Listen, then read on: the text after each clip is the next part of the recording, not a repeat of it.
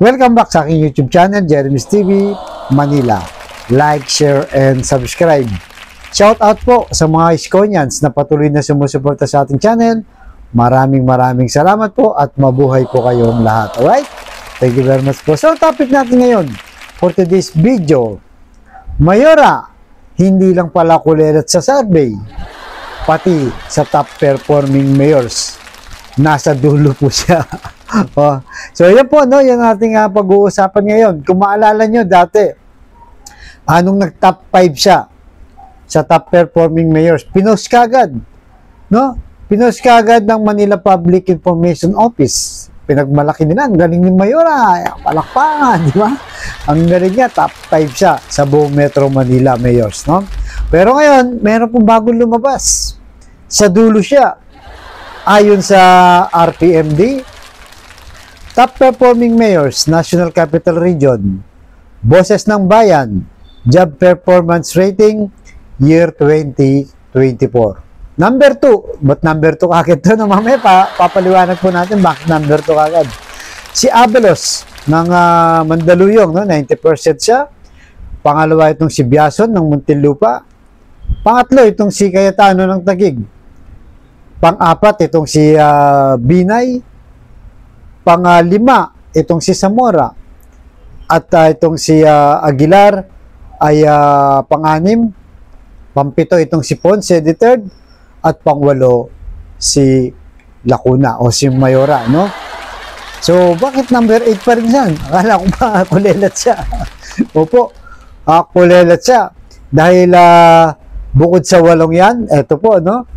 Yung top 1, di ba? Ang dami nila. 8 top 1 po ang nakakuha ng top performing mayors, no? Number 1, itong si Belmonte ng Quezon City, Joy Belmonte. Number 2, itong si number 1 ulit, itong si Sandoval. Itong si Chanco, si Gatchalian ng Valenzuela, si Malapitan ng Caloocan, Olivares ng Parañaque, si Soto ng Pasig, at si Calixto ng Pasay, no? Yan po, no? Talagang 4 sila. So, kung susumahin, 1, 2, 3, 4 na kagad to, di ba? Tapos, yung kanina nga, number 2 si Abelos, plus 4, so 16. Pero pinakadulo po, kahit number 8 siya, pang-8 pa rin siya. Dahil 8 nga yung number 1. So, ito yung nagpapatunay, no? Na pagdating sa kanyang trabaho, talagang nangungulelat din siya. Baka naman mamaya, sasabihin niya, hindi kasi si Yorme, kasalanan niya. Baka sisihin na naman si Yorme, kinuntsaba niya yung yung top performing mayors na nagbibigay ng rate. Baka yun na naman po sabihin niya, no? Itong si Mayora, pero ito, hindi na po nila may tatanggi. At pwede nyo i-check sa Facebook yan. At yan po ang naglalabas, no, ng survey ng mga mayor. So, anyari, Mayora, anyari. Di ba? So, ibig sabihin yan, totoo, no, yung sigaw ng Manileño na bumalik na po si Boss Y dahil napabayaan yung Maynila. No? Lalo na yung basura na hindi niya maayos-ayos pagbungad ng 2025. Yung krimen, number 2 tayo, no? Pagkatapos ng Damascus, Syria, number 2 po ang Risa City, no, ng Maynila po. At marami pang ibang mga problema kagaya ng sa health, ang daming reklamo. At marami po ang naging problema ni Mayora, kung kaya hindi nakapagtataka kung bakit siya kulelat dito. Yan po ang nagpapatunay na kailangan ng bumalik talaga si Boss Y dahil mapapabayaan po. Napag-iwanan na po tayo. Imagine mo yung mga maliliit na city lang, no? Kagaya ng San Juan, ng tawag dito yung Pateros, no?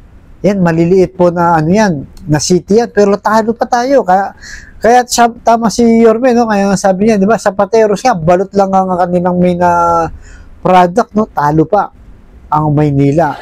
So, kung mga batang Maynila ay magpapadala pa kayo, no, sa mga patutsada ni Mayora, naku po, maawa kayo sa ating Maynila. Dahil ito ay patunay, no? Patunay lang na talagang hindi na po nagpe-perform itong si Mayora. Lalo pa, ngayong ilang buwan na lang ang election.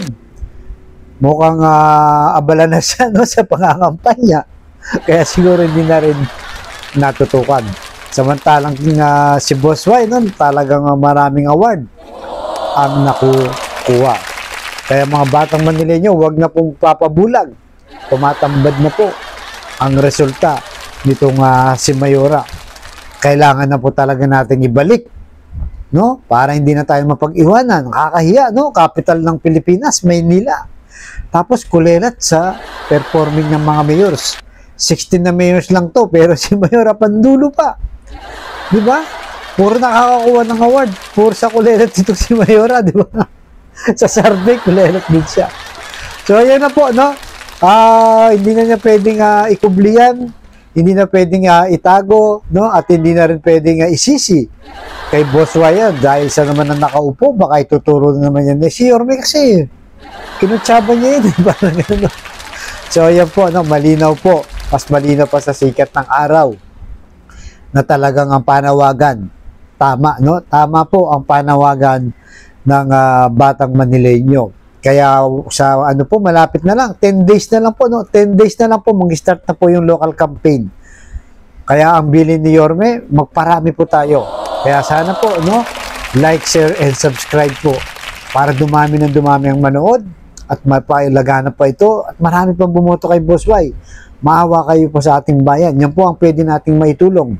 Ang i-promote si Yorme, no? Itong si Vice Chi at ang buong Yorme's Choice.